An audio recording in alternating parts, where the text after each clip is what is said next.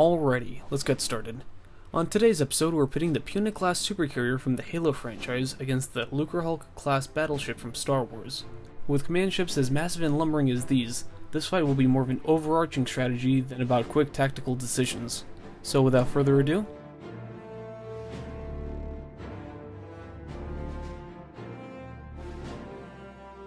first up is the Punic class supercarrier, fielded by the UNSC during the height of the insurrection and well into the Human Covenant War, as the largest capital ship fielded by humanity during wartime. Its impressive size and armament lent well to the fact that it functioned as a fleet command ship, with its ability to carry and support a fleet by itself, and as a frontline warship, using its massive weapons against Covenant forces. Size-wise, the vessel was approximately 4 kilometers in length, dwarfing the 3,170-meter Lucrehulk, though nowhere near as wide. And again for reference, here's the infamous Imperial-class Star Destroyer. As we're taking a more holistic view of the warships as well, the vessel specs will be generalized instead of getting in depth. So with that said, the offensive capabilities of the vessel are definitely well-fitting for the UNSC military doctrine of long-range alpha strikes via, and allowing for speculation, high megaton to low gigaton yield twin supermax, several side-mounted mini-max, its vast array of Archer missile pods, and a large point defense grid to combat enemy fighters and inbound missiles. The Supermax are going to make or break the Punic's ability to combat the Lucrehulk.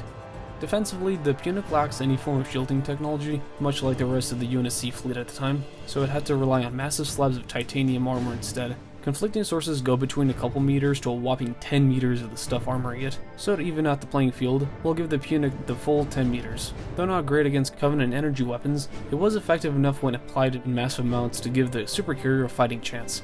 That, plus the point defense, helps against missiles, fighters, and the like. The supercarrier, as would be implied by its classification, carries a large number of fighters and a handful of frigates as a deployable support fleet. Fighter-wise, about 120 64-meter long GATL-1 long-sort heavy fighter bombers, which is extrapolated from the Infinity's 150 fighters, and being a bit smaller than it. The longswords will provide a powerful, though small, fighter presence.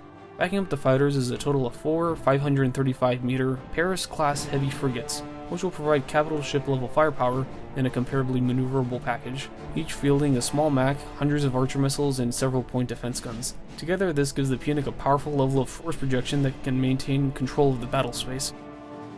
Next, we have the Lucrehulk class battleship, specifically the late Clone Wars iteration. These vessels were essentially redesigned from the ground up as dedicated warships, which far outclassed their droid control ship predecessors. Despite the overhaul, it did retain its vast swarms of fighters, forging out a carrier-battleship hybrid role. To both ends, it was well equipped, being armed to the teeth and possessing incredible shields, along with the aforementioned wings of fighter craft.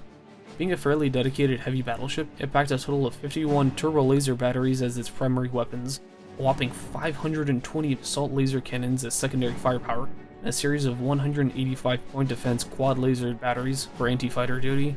With numbers like these, the vessel was a literal moving fortress. Speaking of fortification, the Lucrehulk was equipped with exceptionally powerful shields and a pretty standard Durasteel armored hull. The shields alone could withstand sustained bombardment from most small flotillas of enemy Venator-class Star Destroyers, and have a reasonable chance of coming out on top. Needless to say, it'll take all the firepower the Punic can muster to crack the Lucrehulk shields. And finally, the carried complement. Unlike the Punic, no additional capital ships were part of its standard loadout. Even without the heavier support, a total of 1,500 7-meter-long Vulture droid starfighters were still on board. Though singularly weak against most capital ships, they'd be quite effective against enemy fighters with their blaster cannons. Through the use of torpedoes or Discord missiles and their accompanying buzz droids, in large enough numbers they could disable or destroy even capital ships. This could lead to interesting results in the fight itself. And now for the battle itself. The two vessels are starting out facing one another approximately 1,000 kilometers apart in deep space. Again, no FTL will be allowed, only sublight. Same thing with vessel complements, only what they can carry is allowed.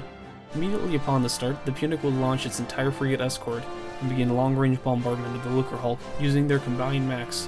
Its powerful shields would tank the rounds, even the Punic's main Supermax. Being sorely outranged in both weapons and fighters, the Lucrehulk would begin to slowly close the distance, tanking the Mac rounds all the way.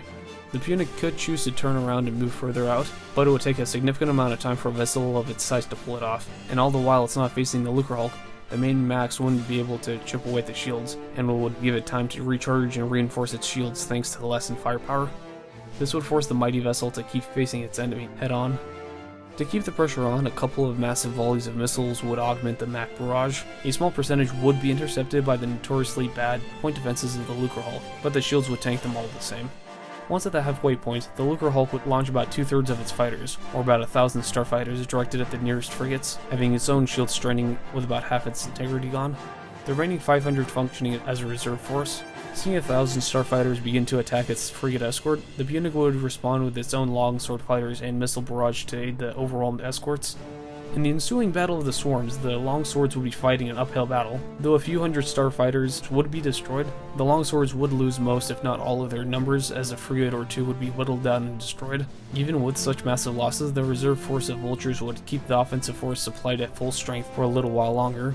Any remaining frigates would try to maintain distance from the swarm of vulture starfighters and kiting the lumbering battleship, taking max shots when the opportunity arises. Finally, in weapons range of a couple hundred kilometers, speculatively, the Lucrehulk's turbo lasers and assault laser cannons would go to work on the Punic's armor, with both sides slugging it out. With the frigates and fighters all destroyed, any remaining vultures would directly engage the Punic as well. Though under incredible firepower, the Punic's point defenses and missiles would continue to devastate the swarm of vulture droids. Fairly quickly though, even with 10 meters of titanium, the Punic's armor would be penetrated and the hull gutted by concentrated turbo laser fire, destroying the pride of the UNSC. The Lucrehulk's shields would be on the verge of total failure, so victory would be just in time. With this scenario, the Lucrehulk class battleship would win against the Punic class supercarrier about 7 times out of 10. So now the question is why? Its shields are incredibly tough and has a massive fighter wing, so it can afford to move in closer to get into proper firing range. Otherwise, the Punic's own frigates would provide a fast-kiting fire support to keep pressure on the Lucrehulk as it gets closer, the onboard AI helping to maximize fleet coordination and fire control for point defense. Unfortunately, the need to keep the Punic facing the Lucrehulk to do appreciable damage keeps it stuck in its original position. Even with its extremely thick armor, it's not sufficient to tank turbo laser fire, like its inability to tank Covenant energy projectors for any long period of time. Even if it had turned and maintained its distance, it would have only prolonged the battle. Again, in a classic matchup of shields versus armor, we've seen the Lucrehulk come out on top over the Punic. If you would like to see more ship versus or breakdowns on a future episode, please comment below. Thank you for watching today's video, I hope you enjoyed it. Feel free to support First Pass on Patreon, many thanks for that. Please like and subscribe for more content, and remember, this was your First Pass at the Punic vs. the Lucrehulk.